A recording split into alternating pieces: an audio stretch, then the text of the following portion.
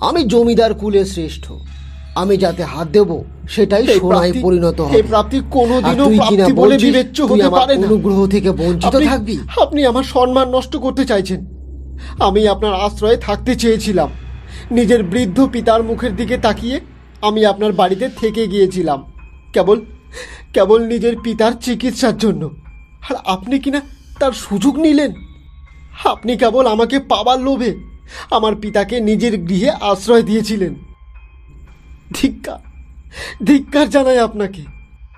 জমিদার গর্জে উঠলেন। থাক মূর্খ নারী, তুই কি বুঝিস রে ভালোবাসার? আমি যদি তোকে নিজ গৃহে আশ্রয় না দিতাম তাহলে আজকে রাস্তায় রাস্তায় ভিক্ষা করে দিন কাটাতে হতো তোদেরকে। আমি তো তোকে স্ত্রীর জায়গা থেকে দেখিনি, শুধু তোকে শয্যা সঙ্গিনী বানাতে চেয়েছি। আমার স্ত্রী রয়েছে, ছেলে পুলে সবই রয়েছে, কিন্তু একটা জমিদারের অধিকারের কোনো সীমা পরিসীমা থাকে না। সে যাকে চায়, যখন চায়, যার উপরে চায় নিজের অধিকার প্রতিষ্ঠা করতেই পারে। তবেই তো সে জমিদার, সকলের মাথা। আমি তোকে চেয়েছি, আর যেভাবে চেয়েছি সেভাবেই তোকে আমি পেতে চাই। এমন সময় এক পেয়াদা সেখানে এসে উপস্থিত হয়। তার হাতে ছিল লুট করা অনেক সম্পদ। একটি বাক্সের গা ঘেঁষে বেরিয়ে এলো একটি সোনার হার, আরও কিছু হীরের গহনা। সে বাক্সটিকে সে ওই মেয়েটির সামনে খুলে দিল। জমিদার তুলে ধরলেন সেটিকে, আর মেয়েটিকে উদ্দেশ্য করে বললেন, কামিনী, এই দেখ, তোর জন্য আমি নিয়ে এসেছি রে। দেখ, তোকে আমি এখানে এই জঙ্গলের মধ্যে থাকার ব্যবস্থা করে দেব। তোকে আমি আমার সাথে জমিদার ভিটেতে স্থান দিলে আমার পারিবারিক সমস্যার মুখাপেক্ষী হতে হবে আমাকে। তাই আমি তোকে এখানে থাকার ব্যবস্থা করে দেব। আর এই দেখ, এটি আমাদের পূর্বপুরুষদের গহনার বাক্স। জানিস এ কত চমৎকারী গহনা? এটিকে আজ পর্যন্ত কেউ ধারণ করতে পারেনি। শোনা যায় এখান থেকে যে গহনা নিয়ে পড়েছে কিংবা অঙ্গে ধারণ করেছে তার আর বেঁচে থাকা সম্ভব হয়নি। তবে আমি জানি তুই সেই মেয়ে, তোর মধ্যে সেই শক্তি আছে কামিনী যে এই অভিশাপকে খণ্ডন করতে পারে। আজকে রাত্রে আমি তোকে এই গহনাতেই সুসজ্জিত করে নিজের শয্যা সঙ্গিনী করতে চাই। তোকে আমি নিজের করে পেতে চাই, নিজের করে। এই, কে কোথায় আছিস? ওকে সাজা, আজকে যেন ওর সাজে কোনো ত্রুটি না থাকে। কামিনীর দিকে এগিয়ে যেতে থাকে দুটি নারী। জমিদারের কথায় তারা জোর করে বলপূর্বক কামিনীকে একটি স্থানে বসায় আর তার হাত দুটোকে বেঁধে দেয়। এরপরে তাকে নতুন শাড়ি পরিয়ে ওই গহনার বাক্স থেকে একটি একটি করে গহনা বার করে কামিনীর গলায় পরিয়ে দিতে থাকে। কিন্তু ওই গহনা কামিনীর গলায় ওঠার সাথে সাথে তীব্র চিৎকার করে ওঠে কামিনী। কামিনীর চোখ মুখ ঠেলে বেরিয়ে আসতে থাকে। জমিদার নিখিলেশ নারায়ণ কিছুই আন্দাজ করতে পারেন না। এমন সময় পেয়াদাদের মধ্যে থেকে একজন বলে ওঠে, জমিদার মশাই, আমি কিন্তু আপনাকে আগেই সাবধান করেছিলাম এই অভিশপ্ত বাক্সকে না খুলতে। এটিতে হাত দিলেও মৃত্যু মুখে পতিত হতে হবে। কিন্তু আপনি কিছুতেই আমার কথা শুনলেন না। এবারে এই অভিশাপ আমাদের উপরেও বর্তাবে। আর আপনিও এই অভিশাপের কবল থেকে মুক্ত হতে পারবেন না। জ্যান্ত লাশ হয়ে বেঁচে থাকতে হবে আমাদেরকে। এমন সময় ওই স্থানের পরিস্থিতি বদলে যেতে থাকে। জোরে জোরে হাওয়া বইতে শুরু করে, আর সেই সঙ্গে কামিনীর শরীর থেকে একটি একটি করে গহনা আপনা থেকেই খুলে বাক্সের মধ্যে বন্দী হয়ে যায়। কামিনীর সারা শরীরে আগুন ধরে যায়, সজোরে বিদ্যুৎ গর্জে ওঠে। কামিনী ওই জ্বলন্ত শরীরটিকে নিয়ে স্থান থেকে স্থানান্তরে দৌড়ে বেড়াতে থাকে, কিন্তু কেউই ভয়েতে তার দিকে এগোতে পারে না। জমিদার নিখিলেশ নারায়ণও ঠক ঠক করে কাঁপতে শুরু করে, কিন্তু শেষ রক্ষা হয় না। যক্ষের দ্বারা প্রাপ্ত ওই অভিশাপ জমিদার কুলের ধ্বংসের কারণ হয়ে এসেছিল। সেই অভিশাপকে অমান্য করে নিখিলেশ নারায়ণও নিজের মৃত্যুকেও তদাম্বিত করেছিলেন। মৃত্যুর পূর্বে কামিনী বলে ওঠে, আমাকে যেভাবে শেষ হতে হলো ঠিক ঠিক একইভাবে আমি সকলকে শেষ করব। এই স্থান ছেড়ে আমি কোথাও যাব না। আর আর আর ওই অলংকারের বাক্সটিকে আমি আমার নিজের আমানত হিসেবেই নিজের কাছে রাখব। কেউ কোনোদিনও ভুলেও যদি এই স্থানে পাড়ি দেয় তাহলে তাদেরকেও নৃশংসভাবে মৃত্যুর মুখে পতিত হতে হবে। আর আর তোরাও কেউ আজকে এই স্থান ত্যাগ করে জীবিত ফিরে যেতে পারবি না, কেউ না। এই বলে জ্বলন্ত দেহটি নিয়ে গিয়ে জমিদারকে জড়িয়ে ধরে। চিৎকার করে ওঠে সে। খুব ইচ্ছে ছিল না, খুব ইচ্ছে ছিল আমাকে নোংরাভাবে ভোগ করা। তাহলে নে নে, এবারে এবারে আমাকে ভোগ কর। একসাথে বাঁচার ইচ্ছে বা স্বপ্ন তুই কোনোদিনও দেখিসনি আমাকে নিয়ে, দেখেছিস কেবল ভোগের স্বপ্ন। এবারে এই ভোগই তোকে মৃত্যুর সুখ দেবে। জীবনের সুখ যখন তুই তুই আমাকে দিতে পারিসনি, আমি জীবনটাকেও মৃত্যু সম বানিয়ে তুলেছিলাম। বেঁচে থাকার চেয়ে মরে যাওয়াটা সহজ হয়ে উঠেছিল আমার কাছে। এখন এই মৃত্যুকে আমি আমার আশীর্বাদ হিসেবে মেনে নিলাম। আর যার জন্য এই আশীর্বাদ গ্রহণ করতে হলো সেও আমার সাথে যাবে। সাথে সাথে জমিদারের গায়েও আগুন লেগে গেল। জমিদারকে রক্ষা করবার জন্য ওখানে উপস্থিত সকলেই ছুটে এলেন। তারাও অনেক চেষ্টা করলেন, কিন্তু কেউই কামিনীর থেকে জমিদার নিখিলেশ নারায়ণকে আলাদা করতে পারলেন না। তাদের শরীরেও আগুন লেগে গেল। দাউ দাউ করে সকলে জ্বলতে থাকলেন। আর শেষ অট্টহাসি শব্দটি ছিল কামিনীর। ভোগ ও লালসার অন্ধকারে কিভাবে মানুষকে তলিয়ে যেতে হয় তার জ্বলন্ত উদাহরণ হিসেবে রয়ে গেল সেই রাতের ঘটনাটি। শাপলাডিঙ্গের জঙ্গলটিও সেই থেকে অভিশাপের ঘেরাটোপে আবদ্ধ হয়ে গেল। সেই থেকেই সকলে মনে করতে লাগলো কামিনীর বিদেহী আত্মা ওই জঙ্গলে ঘুরে বেড়ায়। আর সেই জমিদার ভিটের গুপ্তধনকে সেই নিজের জিম্মায় রেখে দিয়েছে। সে কোনোদিনও কোনো কিছুর বিনিময়ে সেটিকে কাজ ছাড়া করে না, কারণ সেটাই নাকি তার মৃত্যুর কারণ ছিল। তাই যে সেটির উপরে নিজের ক্ষমতা প্রতিষ্ঠা করতে আসবে সেটিও তার ক্ষেত্রে মৃত্যুর কারণ হয়ে দাঁড়াবে। এরপরে কেটে গিয়েছিল অনেকগুলো বছর। জমিদার পরিবারের কেউই আর জীবিত ছিলেন না। জমিদার ও তার পেয়াদাদের কেউ আর কোনোদিনও খুঁজে পাননি। সকলে মনে করেছিলেন সেদিন রাত্রে ওই অভিশাপের কারণেই সকলে গায়েব হয়ে গিয়েছিলেন। পারিবারিক ওই অভিশাপ, যক্ষের ওই অভিশাপের প্রভাব সকলকে গিলে ফেলেছিল। কিন্তু সেখানে সেদিন ঠিক কি ঘটেছিল এই বিষয়ে কেউই ঠিক মতন জানতে পারেননি। তবে জমিদারবিহীন নারায়ণ পরিবারের পারিবারিক ঐতিহ্য ও মর্যাদাকে বহন করে নিয়ে যাওয়ার জন্য তেমন কেউই আর ছিল না। জমিদারের শোকে মারা যায় তার স্ত্রী কুন্তলা।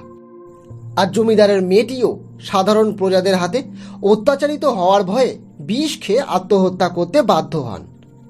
আর জমিদারের ছেলেটি পরিবারের ওই অবস্থা দেখে গ্রাম ছেড়ে পালিয়ে গিয়েছিলেন। ফলে জমিদার পরিবার অনাথ হয়ে যায়। গ্রামে প্রতিষ্ঠিত জমিদার শাসনের সমাপ্তি রচিত হয়। এরপরে গ্রাম পঞ্চায়েতের উপরে বার্তায় শাসনের ভার। এইভাবে কেটে যায় অনেকগুলো বছর।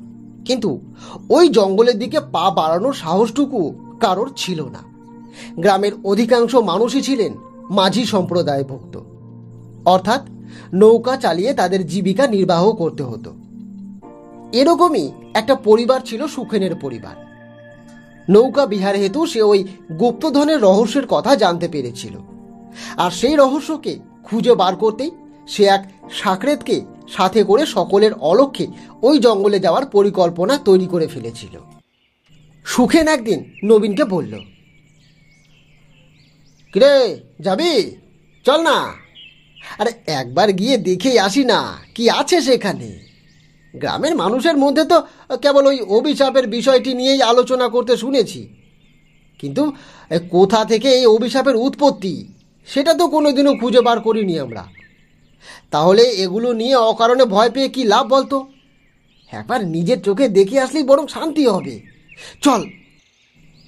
নবীন এই কথা শুনে বলে ওঠে, না না আমি আমি যাব না বাবা। আমার ওই ওই জায়গাটার নাম শুনলে বড্ড গায়ে কাটা দেয়। আমি যেতে পারবো না। দিব্যি তো কাজ করে খাচ্ছ, সেটাই করো না বাপু।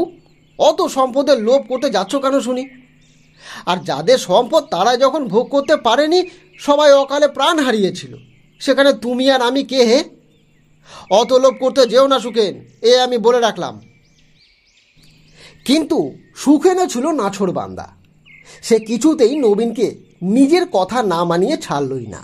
সে বলল, না না, তুই যদি আমার সাথে না যাস তাহলে আমি আজকের পর থেকে তোর সাথে আর কোনো সম্পর্কই রাখবো না, এ আমি বলে দিলাম। আমাদের বন্ধুত্ব চিরতরে শেষ হয়ে যাবে। আমি তোর মুখটা অবধি দেখবো না, এ আমি বলে দিলাম, দেখে নিস তুই।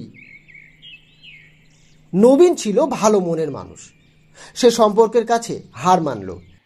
সময় আর নিয়তির ইচ্ছের দাম দিতে গিয়ে সে যে নিজের জীবনকে কতটা ঝুঁকির মুখে ফেলতে চলেছে সেটি সে পূর্বে কোনোভাবেই আন্দাজ করে উঠতে পারল না।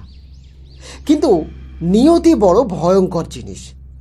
স্বয়ং ঈশ্বরকেও নিয়তির কাছে পরাস্ত হতে হয়েছিল। তাই সে কিছু না ভেবেই সুখেনের সাথে যেতে রাজি হয়ে গেল। একদিন রাত্রের অন্ধকারে নিজের ছোট নৌকোটি নিয়ে তারা দুজনেই পাড়ি দিল শাপলা ডিঙ্গির সেই অভিশপ্ত জঙ্গলে। পথে যেতে যেতেই নানান রকমের হিংস্র জীবজন্তুর চিৎকারের শব্দ তাদের কানে ভেসে আসতে শুরু করল। কিন্তু নৌকা তখনও বহমান, এগিয়ে চলছে তারা। একটি জায়গায় পৌঁছেই একটা অসাধারণ মায়াবী আলো তাদের চোখে পড়ল। সেই আলোর সন্ধান তারা পাচ্ছে কোথা থেকে এটিকে বুঝে উঠতে পারল না। তখন সুখেন বলল, ওই যে দেখছো না, ওটাই সেই আলো। ধরে নাও সেই মায়ানগরীর সন্ধান। এটির দিকেই আমাদেরকে যেতে হবে। নাও নাও, নৌকাখানা এখানে রেখে এবার ওদিকে চলো দেখি, চলো চলো। নৌকাটিকে নদীর চরে একটি জায়গায় বেঁধে রেখে তারা দুজনে দুরু দুরু বুকে জঙ্গলের দিকে এগিয়ে চলল। এমন সময় হঠাৎ এক বিকট শব্দ কানে এলো নবীনের। চলে যা, চলে যা এখান থেকে, না হলে কিন্তু কেউ বেঁচে ফিরতে পারবি না। সাথে সাথে নবীনের পা আটকে গেল আর সামনের দিকে এগোতে চাইল না। সে বলে উঠল, শুনতে শুনতে পেলে সেই ডাকটা? শুনতে পেলে? কি হলো? সুখেন, সুখেন, আরে শুনতে পেলে ডাকটা? এমন সময় নবীন দেখল সুখেন অনতি দূরে একটি গাছের সামনে চুপ করে দাঁড়িয়ে রয়েছে। একটি বড় বট গাছের সামনে পেছন ফিরে সুখেনকে অমন স্থিরভাবে দাঁড়িয়ে থাকতে দেখে নবীনের গলাটা শুকিয়ে এলো। কোনো শব্দ বেরোতে চাইল না আর। সুখেন, কিরে? সুখেন, ওখানে ওভাবে দাঁড়িয়ে রয়েছিস কেন রে? কিরে? আরে বলবি তো? কিরে সুখেন, সুখেন? এমন সময় সে দেখল সুখেনের মুন্ডুটা উল্টো দিকে ঘুরে গেছে। সুখেন তাকিয়ে রয়েছে তার দিকে আর খিলখিল করে হাসছে।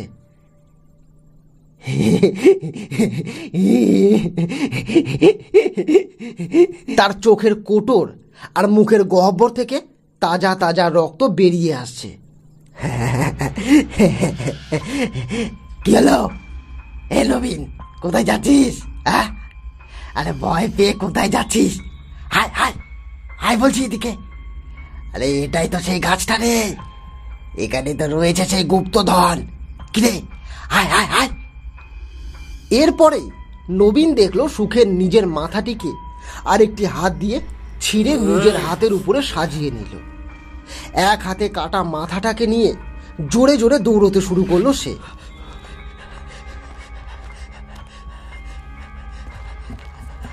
নবীনকে লক্ষ্য করে দৌড়তে থাকলো সুখেন, আর সেই কাটা মাথাটা নবীনকে ডেকে চলল। নবীন, নবীন, আরে দাঁড়া না। নবীন, পালাচ্ছিস কেন? কি রে? এখানে তো গুপ্তধন আছে রে। আরে বাবা, আমরা তো ঠিক জায়গাতেই এসেছি।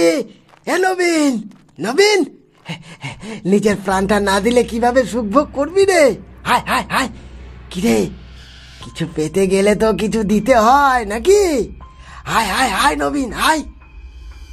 এমন সময় নবীন সামনে যা পেল সেটাকে পেছন দিকে ছুঁড়ে ফেলতে শুরু করলো।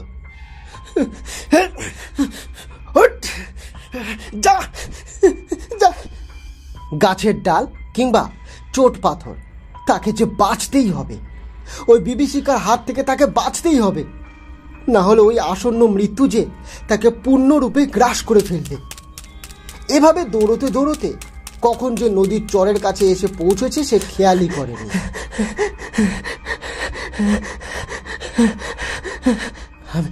আমি আমি বেঁচে আছি না মরে গেছি কিছুই তো বুঝতে পারছি না।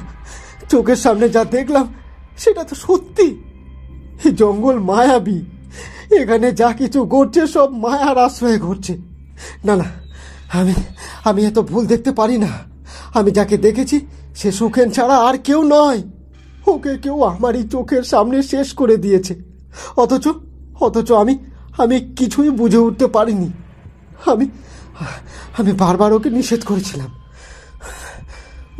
না, এখন এসব ভেবে লাভ নেই। আগে আমাকে নিজের প্রাণটা বাঁচাতে হবে, নিজেকে রক্ষা করতে হবে, যে করে হোক নিজেকে রক্ষা করতে হবে। এই বলে নদীর দিকে এগিয়ে যেতে থাকে নবীন। নদীর জলে ঝাঁপ দিল সে। পেছনের দিকে পড়ে থাকা নৌকোটির দিকে চেয়ে দেখবার সাহসটুকু ছিল না তার।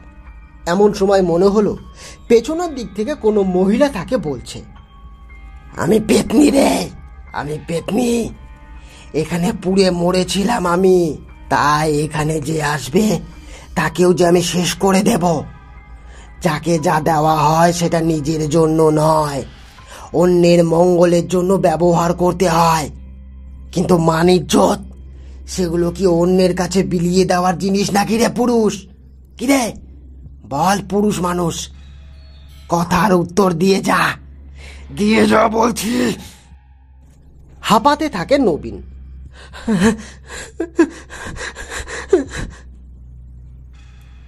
নদীতে তখন ঝড় উঠেছে। নদীর অবস্থা একেবারে উথাল পাথাল। নদী তখন তাণ্ডব করছে।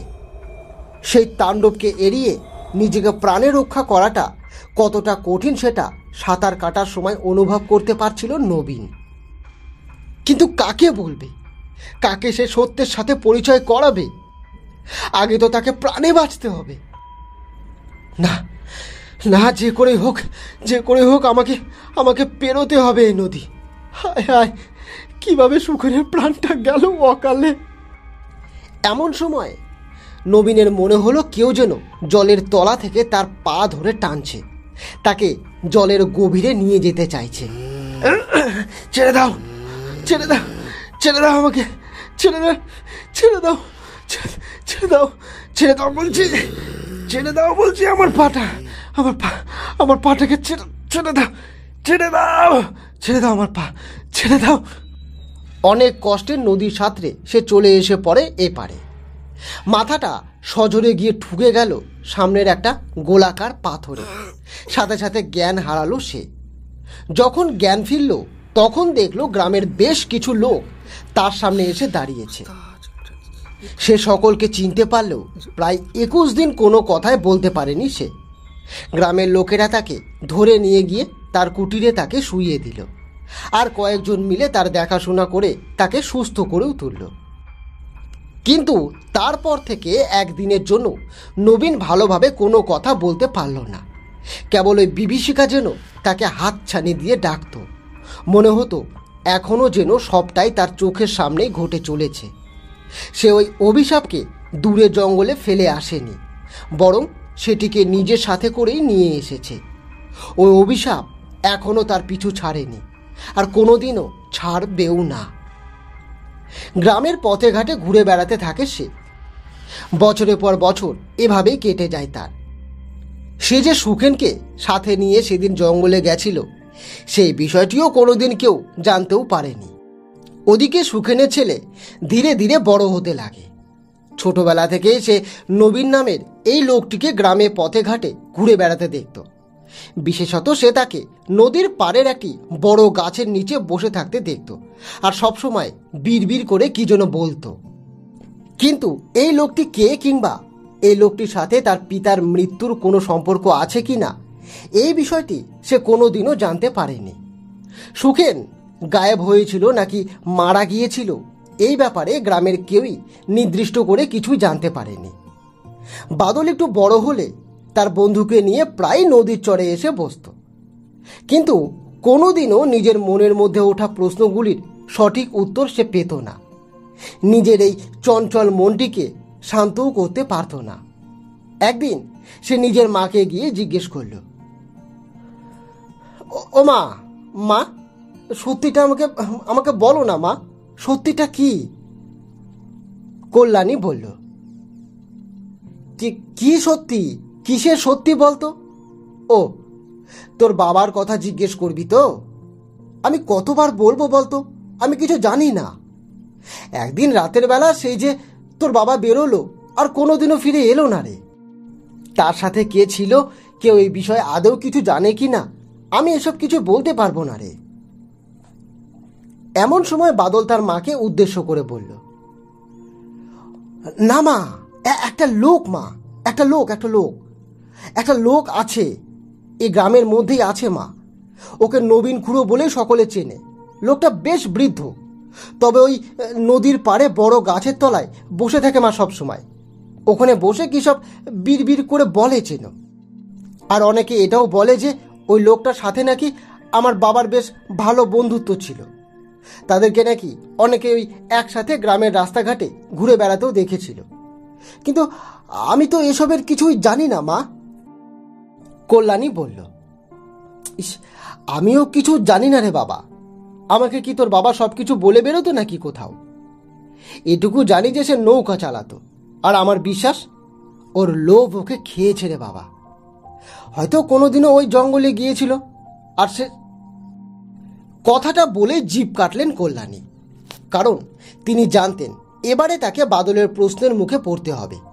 বাদল এবারে তাকে প্রশ্ন করে একেবারে জর্জরিত করে তুলবে। বাদল তখন তার মাকে প্রশ্ন করল, কি হলো মা? চুপ করে গেলে কেন তুমি? আমিও জানি ওই জমিদার বাড়ির অভিশাপের কথা বলছো তো। জানি তো, যক্ষের অভিশাপ ছিল ওই জমিদারের পরিবারের উপরে। কিন্তু কি ঘটেছিল মা ওই জঙ্গলে?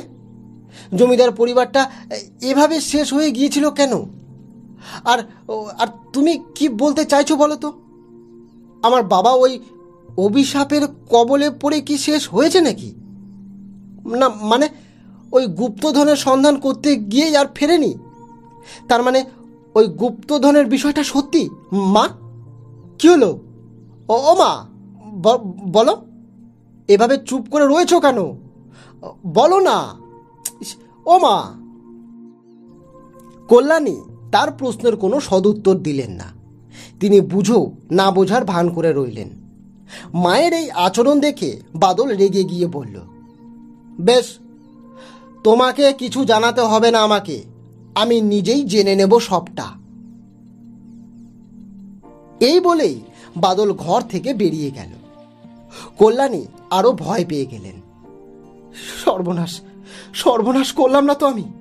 এবারে আমার সন্তানও তো আবার ওই রহস্যের খোঁজ পেতে সেই জঙ্গলের উদ্দেশ্যে এগিয়ে যাবে দেখছি। তারপরে যদি আমি তো এটাই জানি না আমার স্বামী কি আদৌ সেখানে গিয়েছিল, নাকি জলের মধ্যে ঝড়ে পড়ে নৌকোডুবি হয়েছিল। কি হয়েছিল তার সাথে আমি তো কিছুই জানি না। কে বলবে আমাকে? হে ঈশ্বর, আপনি আমার সাথে কি করলেন? বাপ মরা এই ছেলেটাকে আমি একার হাতে মানুষ করেছি। এবারে কি তবে আমাকে কোল ছাড়া করবেন? না, হে ঈশ্বর। এই কথাগুলো বলে বিলাপ বকতে থাকলেন তিনি। ওদিকে বাদল আবারও মনের দুঃখে নিজের প্রশ্নের উত্তর পেতে হাঁটতে হাঁটতে সে পৌঁছলো সেই নদীর সামনে। ওর বন্ধু সনাতনও সেখানেই ওর জন্য অপেক্ষা করছিল। তারা ছিলে একেবারে গলায় গলায় বন্ধু। বাদল তার মনের সব কথা সনাতনকে জানাতো। বাদলকে অমন চিন্তা করতে দেখে সনাতন তার দিকে এগিয়ে গিয়ে জিজ্ঞেস করল, আরে কি ব্যাপার রে? বল দেখি, কি হয়েছে তোর? সেই থেকে তোর জন্য অপেক্ষা করে বসে আছি, কতক্ষণ হয়ে গেল জানিস? অথচ তোর কোনো পাত্তাই নেই। কি যে করিস না সত্যি বাবা। নে নে চল দেখি, চল নদীর পাড়ে গিয়ে বসি। আজকে বেশ ভালো লাগছে রে, নদীর পাড়টা ফুরফুর করে হাওয়াও দিচ্ছে। ওখানে ওখানে বসে ভালো কোনো গল্প করা যাবে কোন। চল চল চল এখন চল। সনাতনের কথায় সামান্য সময়ের জন্য গলে গেল বাদল। এরপরে তার সাথে নদীর পাড়ে গিয়ে বসল। সনাতন তাকে জিজ্ঞেস করল, আচ্ছা তোকে আজকে এরকম দেখাচ্ছে কেন রে? কিছু নিয়ে কি চিন্তা করছিস নাকি খুব? তুই কি নিয়ে এত চিন্তা করছিস? কি হয়েছে বলবি তো আমায়? বল, কি কি হয়েছে? এই কি হয়েছে বল। এটা শুনে বাদলের চোখে জল এলো। সে বলল, মাকে এতবার করে জিজ্ঞেস করলাম, তবুও আমার বাবার বিষয়ে আমাকে কিছু জানালো না, জানিস? সবসময় মা এমনটাই করে রে। আর ওই যে ওই শাপলা ডিঙ্গির জঙ্গলের ব্যাপারটা যতবার উঠে এসেছে ততবারই মা কিছু না কিছু করে এড়িয়ে চলে গেছে। আজকেও সেটাই করলো। আমার বাবা নৌকা চালাতেন। আমি এতবার করে বলেছি, মা আমিও নৌকা চালাই না মা, কিন্তু কোনো দিন কিছুতেই আমাকে নৌকা চালাতে দেয়নি মা। জানি না কেন যে এরকম করে, কি যে সমস্যা, কেন আমাকে এভাবে এড়িয়ে গেছে। বিশ্বাস কর, আমি আমি কিচ্ছু জানি না। আমার মনের মধ্যে এখন নানান প্রশ্ন দানা বাঁধছে, কিন্তু সেসবের সমাধান করবে কে বলতে পারিস? বাদলকে ভেঙে পড়তে দেখে সনাতন তাকে সান্ত্বনা দিতেই যাবে, এমন সময় নবীন খুড়ো বলে উঠল, যাস না ওদিকে, তোর বাবাকে খেয়েছিল সে, তোকেও খাবে। আমি তো বিড়বিড় করি, তাই না? আমি তো বিড়বিড় করি, তাই লোকে আমাকে পাগল ভাবে। কিন্তু কি বিড়বিড় করি আর কেন বিড়বিড় করি সেটা কিন্তু কেউ জানে না। নবীনের মুখে এ কথা শুনে চমকে উঠল বাদল। এগিয়ে গেল সেদিকে। এরপরে নবীন ঝাঁকিয়ে জিজ্ঞেস করতে লাগলো, বলুন না, হ্যাঁ বলুন। আর চুপ করে গেলেন কেন? বলুন আমাকে, কি জানেন আপনি? বলুন না। আরে বলবেন তো, এভাবে চুপ করে গেলেন কেন? বলুন না। কিন্তু নবীনের মুখ থেকে আর কোনো কথাই বেরোলো না। অস্থির হয়ে উঠল বাদল, আর নবীন হেসে বলল, প্রশ্নের উত্তর ওখানেই পাবি, তবে পেলেও সেই উত্তর কাউকে জানাতে পারবি না। মরতে হবে যে ওখানে উত্তর জেনে ওখানেই পড়ে থাকতে হবে। নবীনকে এ কথা বলতে দেখে তার উপরে ঝাঁপিয়ে পড়তে যাবে বাদল, কিন্তু তার আগেই সনাতন তার পথ অবরোধ করে দাঁড়ালো। এরপরে সে বলল, না দাঁড়া, খবরদার বাদল, দাঁড়া বলছি। ওই লোকটা তোকে কি বললে সেটার উপর ভিত্তি করে তুই ওকে মারতে যাচ্ছিস কেন? আজব ব্যাপার তো। আদৌ সত্যি বলছে নাকি মিথ্যে বলছে কিছুই তো জানি না। তাহলে এভাবে কেন শুধু ওই লোকটার কথাই বিশ্বাস করে চলেছিস তুই? যা করতে হবে তোকে ভেবেচিন্তে করতে হবে। আচ্ছা ধরে নে না, কেউ তোর প্রশ্নের উত্তর দিতে পারবে না, ধরে নে। বাদলের মন ঘুরে গেল। সে সনাতনকে উদ্দেশ্য করেই বলল, না অনেক হয়েছে, এভাবে আর হবে না। যা করবার এবারে আমাদের নিজেদেরকে করতে হবে। তুই তো সব কাজে সবসময় আমার পাশে থেকেছিস, কিরে এবারও থাকবি তো আমার পাশে? বাদলের মুখে এ কথা শুনে চমকে গেল সনাতন। এরপরে তাকে জিজ্ঞেস করল, আচ্ছা কি কি কি করতে চলেছিস তুই? তুই কি ওই জঙ্গলে যাবি নাকি রে বাদল? আমার তোর চোখ মুখ কিন্তু একেবারে ঠিক লাগছে না। বাদল বলল, আমি নৌকো চালাতে জানি সনাতন, মা বাধা দিলেই বা, এ বিদ্যে আমার রক্তে আছে। আমার বাবা খুব ভালো নৌকো চালাতেন, অনেক নাম শুনেছি আমি তার, গ্রামের মানুষের মুখে তার প্রশংসাও শুনেছি। আমিও তাই মায়ের অলক্ষ্যে নৌকো চালানো শিখেছি। এবারে আমি সত্যি নৌকো নিয়ে সেখানে যাব। আর জানি না কেন মায়ের মুখে আর একটা কথা শুনে আমার বড় কৌতূহল হচ্ছে, বলতে পারিস কৌতূহলটা বেড়েই গেছে। সনাতন বলল, এই কি শুনেছিস তুই? কি শুনেছিস? ওখানে সম্পদ আছে, অর্থাৎ গুপ্তধন জাতীয় কিছু, বুঝলি, যেটা কিনা ওই জমিদার পরিবারের সম্পত্তি। তবে সেই সম্পত্তির লোভে জমিদারকেও প্রাণ হারাতে হয়েছিল। অর্থাৎ যাদের মূল ধন তারাই নাকি অকালে প্রাণ হারিয়েছিল, কেউ ভোগ করতে পারেনি। শুনেছি সেখান থেকেই নাকি অভিশাপের জন্ম হয়েছে, সেখান থেকেই নাকি মানুষের মনে ওই ভয়ের সৃষ্টি হয়েছে। আচ্ছা আচ্ছা, সে তো না হয় বুঝলাম, কিন্তু কি সেই অভিশাপ সেটা তো জানা হলো না। ওখানে গেলে সকলে নাকি মারা যায়, কেউ নাকি ফিরে আসতে পারে না, কিন্তু কে মারে তাদেরকে সেটা কি কোনোদিনও কারোর থেকে উদ্ধার করতে পেরেছিস? কেউ কি সঠিক উত্তরটুকু তোকে দিতে পেরেছে? বাদল বলল, না, তা কেউ দেয়নি, সেটা কোনোদিনও কারোর থেকে আমি জানতেও পারিনি। আচ্ছা ধরেই নে না, সেটা জানবার জন্য এবারে আমাদেরকে ওখানে যেতে হবে। তুই কিন্তু কথা দিয়েছিস সনাতন, তোকে কিন্তু আমার সাথে ওখানে যেতেই হবে। তুই কিন্তু আমাকে একা যেতে দিতে পারিস না, এ বলে দিলাম। সনাতন বলল, কিন্তু বিপদের ভয়টা তো থেকেই যাচ্ছে রে বাদল। যদি প্রাণে না বাঁচি তাহলে তাহলে কি হবে? তাহলে তো সব কিছু এক নিমিষে শেষ রে। সবটা জেনেও তো কোনো লাভ হবে না। আর আমার ঠাকুমা সবসময় বলেন যে লোভ করতে নেই, অতি লোভে নাকি তাঁতি নষ্ট হয়। যদি গুপ্তধনী না পাই, আবার প্রাণটাও চলে যায়, তখন কি হবে? সব তো শেষ হয়ে যাবে রে। একুলো যাবে, ওকুলো যাবে, দুকুলো ডুবে যাবে। এবার বাদল বলল, ইস ছাড় তো, কিচ্ছু হবে না, ওসব কিচ্ছু হবে না, আমাদেরকে যেতেই হবে। ছোটবেলা থেকে মনের মধ্যে অনেক কৌতূহল নিয়ে বড় হয়েছি আমি, আবার তার উপরে দারিদ্রতার কষ্ট, সেটাও সব সময়ের জন্য জীবনের সঙ্গী ছিল। সেই কারণেই আমি এখন এই কাজে পাড়ি দেবই। দেখি না কপালে কি আছে। বাবার অধরা অপূর্ণ কাজটা না হয় আমার হাতে পূর্ণতা পেল। বাদলের কথার জবাব দিতে পারল না সনাতন। বন্ধুর সাথে একসাথে যাওয়ার জন্য রাজিও হয়ে গেল। মুখে না বললেও বাদলের মুখে ওই সম্পদের কথাখানা শুনে লোভে তার চোখটাও চকচক করে উঠল। সে বাদলকে উদ্দেশ্য করেই বলল, বেশ, আমিও যাব তাহলে তোর সাথে। কবে যাবি বল? ওদিক থেকে নবীন খুড়ো খিলখিলিয়ে হেসে উঠল। এরপরে সে বলল, তোরা আবার দিন ঠিক করছিস সেখানে যাওয়ার জন্য? আরে প্রতিদিনই তো সেখানে মৃত্যুর দিন রে। প্রতিটি বেলায় সেখানে মৃত্যুর বেলা, প্রতিটি নির্ঘণ্টই সেখানে মৃত্যুর ডঙ্কা বাজিয়ে চলেছে। শুনতে পাচ্ছিস না? হ্যাঁ, সেই ডাক আমি শুনতে পেয়েছিলাম রে। তোরাও সেটাই করতে যাচ্ছিস। তোর বাপ শেষ হয়েছিল সেখানে গিয়ে, এবার তুইও শেষ হবি।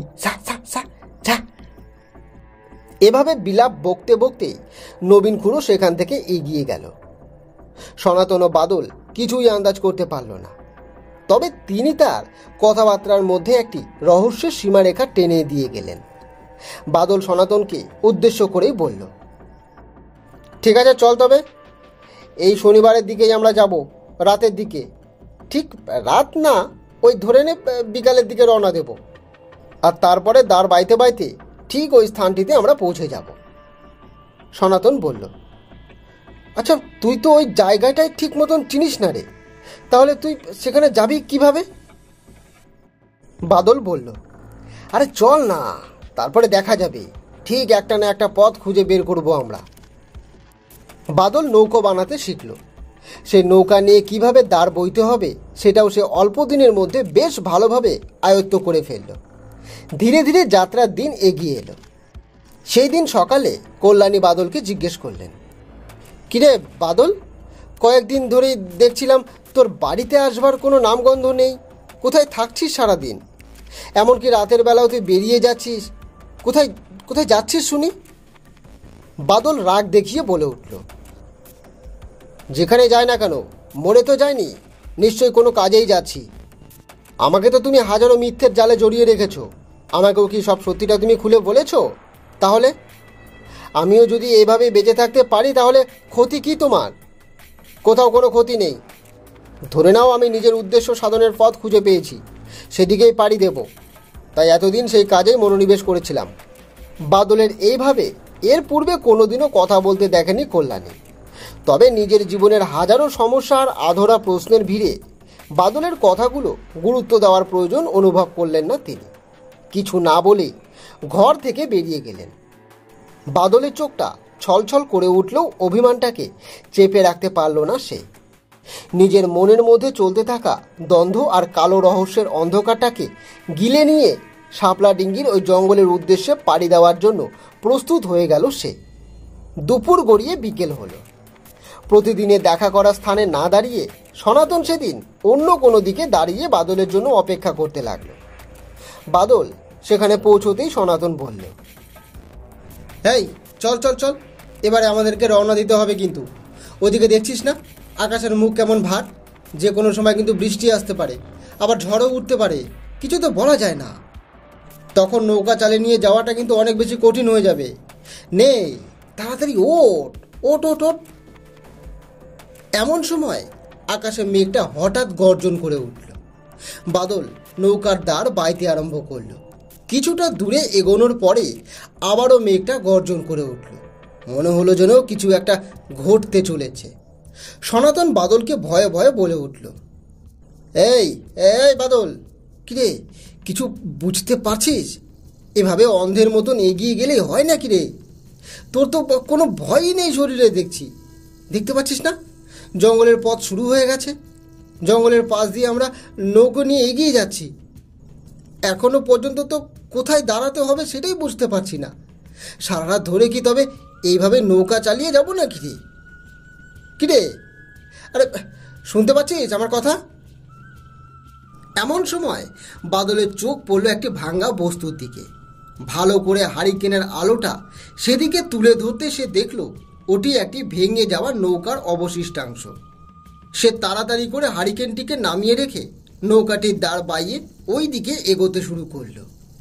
ওকে দেখে আরও অস্থির হয়ে উঠল সনাতন। কিরে, ব্যাপারটা কি বল দেখি। সাত তাড়াতাড়ি ওইদিকে কোথায় চললি তুই? আরে বাবা, ওদিকে তো দেখলাম একটা ভাঙা নৌকা পড়ে রয়েছে, সেদিকে যেতে হবে তোকে। বেশি বোঝার ফলও কিন্তু অনেক সময় মৃত্যুর কারণ হয়ে দাঁড়ায়, জানিস তো? যে ওই নৌকা ওখানে ওখানে ওভাবে ফেলে চলে গেছে, বুঝলি কি করে যে তার কোনো বিপদ আপদ হয়নি? হতেও তো পারে ওরা কেউ এখানে বেঁচে নেই, আর তুইও ওই পথে আবার অবলম্বন করছিস। এই শোন না, আমার কথা শোন বাদল, এত হঠকারিতা করিস না, শেষে আমাদেরকেও বিপদে পড়তে হবে রে। বাদল সনাতনের কোনো কথাই শুনল না। তার যেটা সঠিক বলে মনে হলো সে সেটাই করল। ওইদিকে নৌকাটিকে নিয়ে এগিয়ে গেল সে। এরপরে পাড়ে এসে নৌকাটিকে বাঁধল সে, নেমে পড়ল। হাতে থাকা হারিকেনটিকেও সামনের দিকে তুলে পড়ল। এই আলোয় যেটুকু পথ দেখা যাচ্ছে সেদিকেই আমাদের এগোতে হবে, বুঝতে পারলি? আয় আমার পিছু পিছু আয়। ভয়ের কোনো কারণ নেই রে, অযথা ভয় পাস না। আমরা ঠিক একটা না একটা উপায় বের করতে পারবো। আর যদি তেমন কোনো কিছু প্রয়োজন হয় তাহলে উপায় বুঝে এখান থেকে পালিয়ে যেতে পারবো, কোনো ভয় নেই। অত ভয় পাস না তুই। আর গুপ্তধন তো আর নিজের পায়ে হেঁটে আমাদের কাছে আসবে না, কি বলিস? আমাদেরকেই খুঁজতে হবে। নে নে চল এবার, আয় আমার পিছু পিছু আয়। দুর্গম পথ পেরিয়ে কোনো কিছুর উদ্ধারের মজাই আলাদা, বুঝলি? ওরা জানতো না ওরা কোথায় প্রবেশ করছে, কি থাকতে পারে সেখানে, কি অপেক্ষা করছে ওদের জন্য। তবুও ওরা সমস্ত বাধা পেরিয়ে সেদিকে এগিয়ে যেতে শুরু করলো। এরপরে হঠাৎ করে যা ঘটল তা দেখে সনাতনের চক্ষু একেবারে চড়ক গাছ হয়ে গেল। এই বাদল, বাদল, ওই দেখ ওটা কি রে? কে ওখানে? দেখ ভালো করে দেখ, কে ওটা? এমন সময় একটা ধোঁয়াশার পরিবেশের মধ্যে থেকে ধীরে ধীরে বেরিয়ে আসতে লাগলো একটা দেহ, মুন্ডুবিহীন একটা দেহ। সনাতন দেখল তার এক হাতে রয়েছে নিজের কেটে ফেলা মুন্ডুটা, আর পা দুটো দিয়ে তরতর করে মাটি বেয়ে এদিকে এগিয়ে আসছে। সনাতন ভয়েতে চিৎকার করে উঠল, আমাদেরকে শেষ করবেন না, শেষ করবেন না, আমাদেরকে শেষ করবেন না। এমন সময় সে মাথাবিহীন শরীরটা বাদলকে দেখে থমকে দাঁড়িয়ে পড়ে। এক পৈশাচিক কান্নার শব্দ ভেসে আসতে থাকে। বাদল, তুই আমার সন্তান বাদল।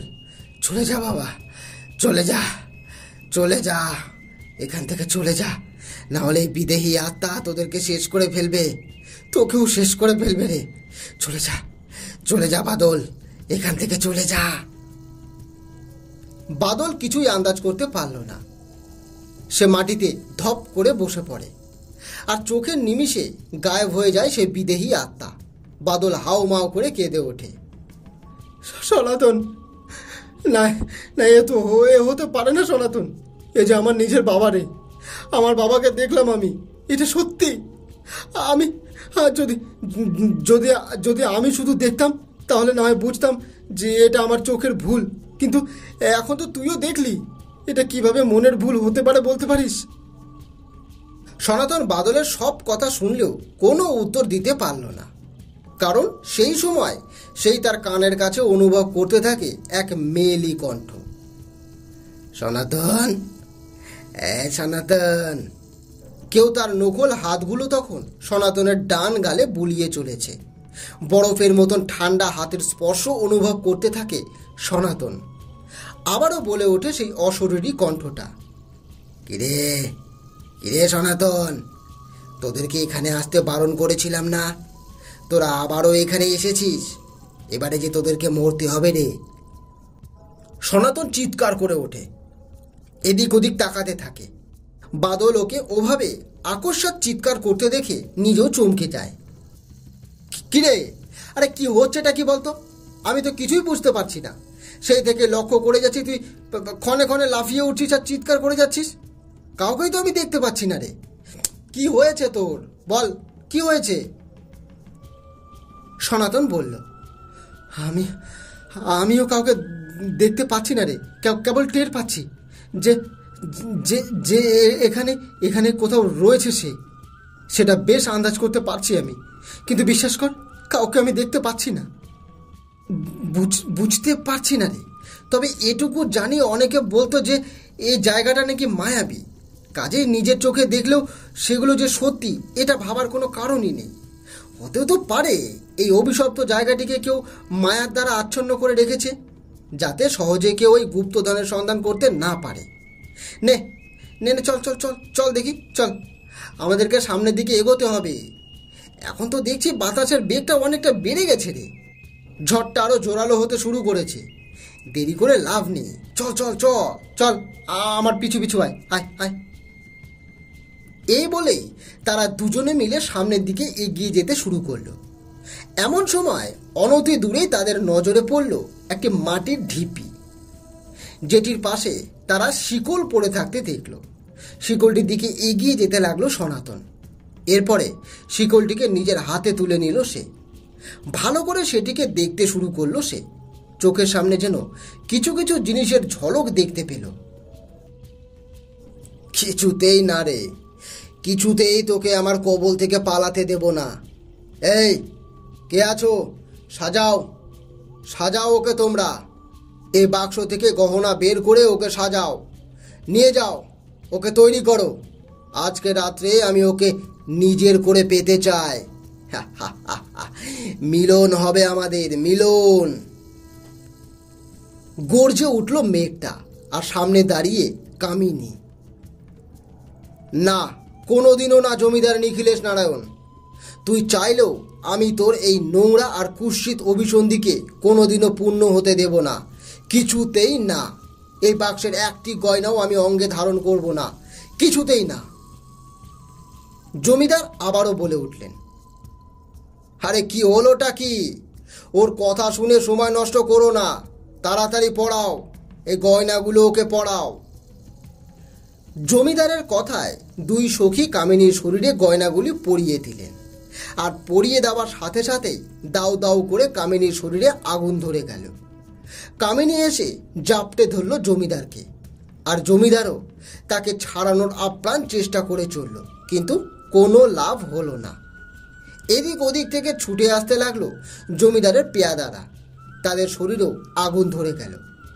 সকলের পৈশাচিক আর্তনাদ ভেসে আসতে লাগলো সনাতনের কানে। কানের পর্দা ফেটে রক্ত বেরোতে শুরু করলো তার। মাটিতে পড়ে যন্ত্রণায় ছটপট করতে লাগলো সনাতন। সে কোনো কিছুই ঠিক মতন ঠাহর করতে পারল না। কোথাও তো কিছু নেই, তাহলে সনাতনের সাথে এগুলো কি ঘটে চলেছে? কি দেখতে পাচ্ছে সে? কি হচ্ছে তার? সনাতন, কিরে, এই সনাতন, এ কি তোর কান ফেটে রক্ত বেরোচ্ছে কেন রে? এদিকে সনাতনও যন্ত্রণায় কাতর কণ্ঠে গঙ্গাতে শুরু করলো। উফ, আর পারছি না, আমি আর পারছি না রে। আমার চোখের সামনে আমি কি সব দেখছি বুঝতে পারছি না। কে ওরা? কি কি ঘটছিল এখানে? এই জায়গাটা তো মনে হচ্ছে, অথচ অথচ আমি তো কাউকে এখানে দেখতে পাচ্ছি না। বাদল অনেক কষ্টে সনাতনকে মাটি থেকে তুলে দাঁড় করালো। এরপরে সনাতনের দিকে এগিয়ে গিয়ে তাকে জিজ্ঞেস করলো, এই কি দেখতে পাচ্ছিস তুই? বল আমাকে, কোন জায়গাটা দেখতে পাচ্ছিস তুই? বল না।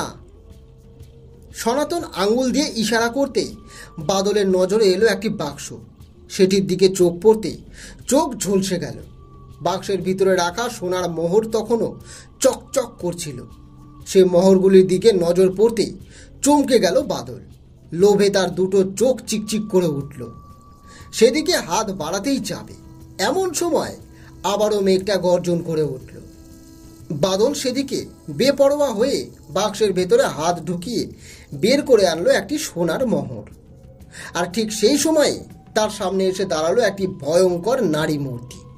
সেদিকে তাকাতেই বাদলের বুক শুকিয়ে গেল। সেই নারী মূর্তিটি বিকট দৃষ্টিতে তাকিয়ে রইল বাদলের দিকে।